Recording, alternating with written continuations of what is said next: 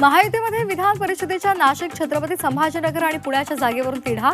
नाशिक छत्रपती संभाजीनगरसाठी भाजप शिवसेनेमध्ये रस्सीखेच, पुण्यासाठी राष्ट्रवादी भाजप आग्रही, दिल्लीमध्ये अमित शहांची नेत्यांची चर्चा। विधान परिषदेसाठी महाविकास आघाडीच्या जागा वाटपाचा फॉर्म्युला ठरल्याची माहिती। काँग्रेस 7-8, ठाकरेंच्या शिवसेनेला 5 ते 6, तर पवारांच्या राष्ट्रवादीला 3 ते 4 जागा मिळणार असल्याची सूत्रांची माहिती। आदित्य ठाकरेंचा आक्रमक पवित्रा, ग्रीन झोनसह सुधार समितीच्या 4 प्रस्तावांवर महापालिकेची माघार। मिलिंद नार्वेकरांच्या फडणवीसांना फोन नंतर शिंदेंना चेकमेक केल्याची चर्चा।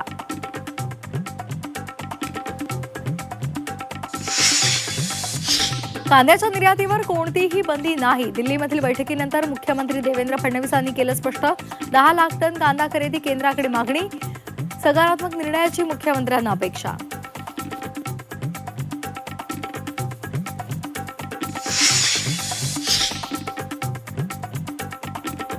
मनोज जरांगेंनी सरकारला दिलेल्या अल्टिमेटमचा आजचा शेवटचा दिवस।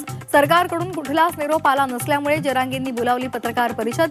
30 तारखेच्या उपोषणासंदर्भात काय बोलणार याकडे लक्ष। पुणे विभागातील 40 नगरसेवक 3 वर्षांसाठी अपात्र। पुणे पालिकेची 22, पंढरपूर 15, तर अक्कलकोटच्या 3 नगरसेवकांवर कारवाई। निवडणूक खर्चाचा हिशेब सादर न केल्यामुळे कारवाईचे आदेश। नाशिकमध्ये रिंग रोडच्या भूसंपादनाला शेतकऱ्यांचा विरोध। 65 किलोमीटरचा रिंग रोड रद्द करण्याच्या मागणीसाठी उपोषण। मागणी पूर्ण होत नाही तोपर्यंत उपोषणावर ठाम राहण्याचा निर्धार। मान्सूनचा केरळ प्रवेश लांबणीवर जाण्याची शक्यता। महाराष्ट्रातलं आगमनही उशिरा होण्याची चिन्ह, तर राज्यात तापमानाचा पारा चढाच।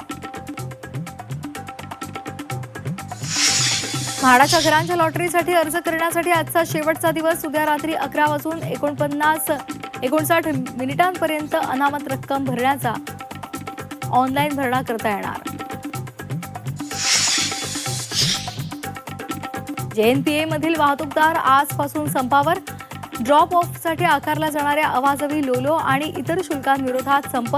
आयात निर्यात व्यवहारांवर परिणाम होण्याची शक्यता।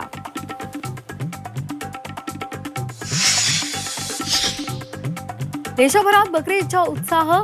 संवेदनशील भागात पोलिसांचा कडक बंदोबस्त।